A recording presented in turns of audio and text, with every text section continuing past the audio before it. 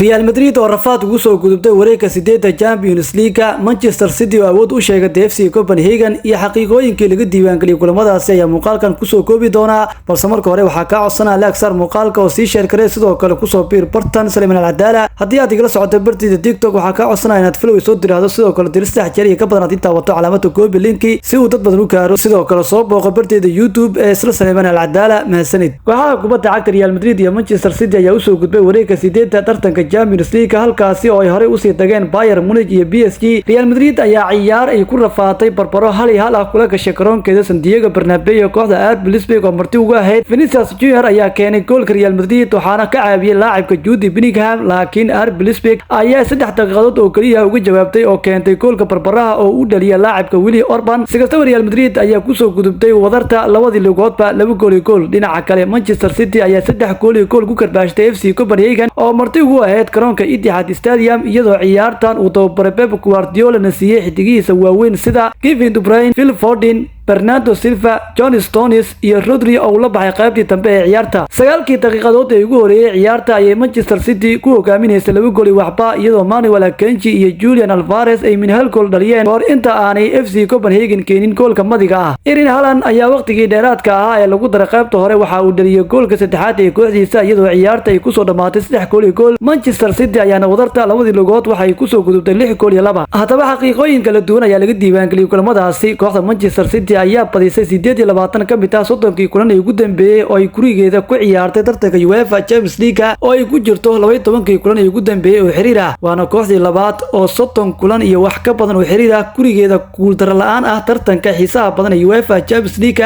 kadib Barcelona oo 38 kulan aan gurigeeda looga badin tartanka UEFA Champions League. Jude Bellingham waa ciyaaryahankii labaad ee Ingiriis ah ee diiwaan geliyay 4 gool iyo wax ka badan 4 caawin iyo wax ka badan hal xil ciyaareed oo UEFA Champions League ah tan iyo Steven Gerrard 2007-2008 oo 6 gool iyo 4 caawin sameeyay hal xil ciyaareed Champions League. Jude Bellingham oo jira 20 sano iyo 251 maalmood waa ciyaartooygii saddexaad ee ugu daada yaraa ee abid gool ka dhaliyay ama caawiyay 6 kulan oo xiriir ah oo UEFA Champions League ah waxaana kaliya uu ka dambeeyaa Kylian Mbappe oo sidaas sameeyay 18 sano 337 maalin iyo Erling Haaland oo sidaas sameeyay isagoo jira 20 sano iyo 231 maalin. Manchester City waa kooxdii ugu horeysay taariikhda tartamada Yurub oo dhalisay 3 gool iyo wax ka badan 9 kulan oo xiriir ah oo ay ku ciyaartay garoonkeeda. Erling Haaland ayaa barbareeyay goolalinta Champions League ee Sergio Aguero isagoo dhaliyay goolkiisii 41. Sidoo kale weeryaanka reer Norway ayaa hataa xidiga 19aad ee ugu goolasha badan taariikhda Champions League isagoo kaliya saftay 37 kulan.